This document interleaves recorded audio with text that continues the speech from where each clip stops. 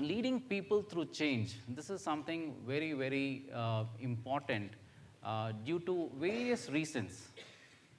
Let's try to understand from our panelists, why is this topic so hot? Why did SITM really even think of having a subject like this? Are organizations changing and evolving and revolutionizing in terms of change management today out there in industry?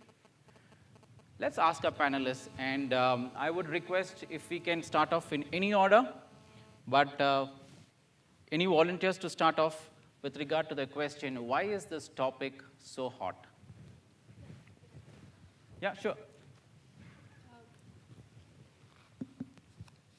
Growth implies change, and we need to break the status quo to grow. So we all are in business and in our personal lives to grow. So implicit in growth is change. So we need to be ready for change at any point in time and be resilient and adaptive to the environment and circumstances. Great. So essentially, growth is so important, and to grow, change is important. I see it like this. I see it as, they have this saying, change before change changes you. Yeah. So the whole thing about need for change, I feel, itself is late for change. In the sense like today, it is very critical to anticipate change. And I think the whole relevance of the topic like this for students like you is because as the future business advisors in the industry, or as future managers in the industry, can you anticipate the change which the customer will experience? Okay, sure.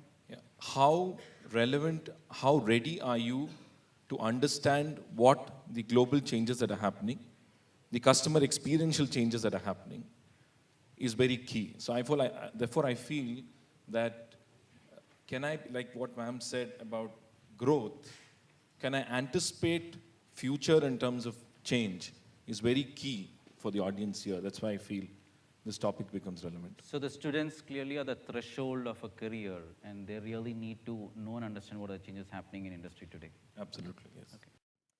So to me, I think the world's just becoming a much smaller place. And as we come together, the need for change increases because we can no longer work in silo, we can no longer work in our own boundaries. It has to become more boundaryless. And having larger horizons is something which imperatively brings in change within the organization, within people, and within the overall culture. Sure. So if you remember the times of just the Indian industries and the way we were working, there's a paradigm shift to how we work, how we even select people, or how we even study, and the curriculum designs for that matter. So I think all of this together is just for us to bring into the same threshold across the globe. Sure, great. Any thoughts, Saakar? Yeah, sure. So I'll just build on to what Shweta just said. See, change management as a subject has been taught in corporates for almost 17, 18 years now.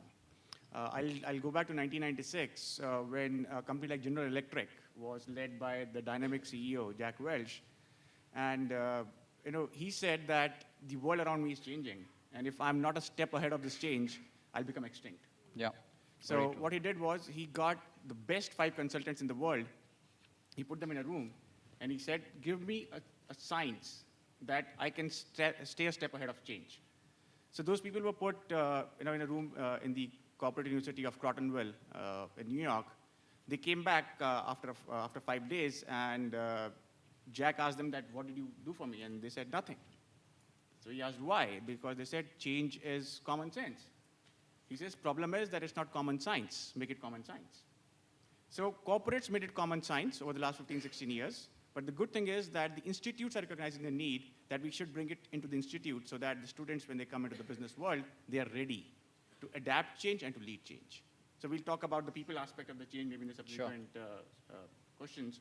But the fact is that it was relevant always. The good thing is that the institutes are bringing it into their curriculum right now.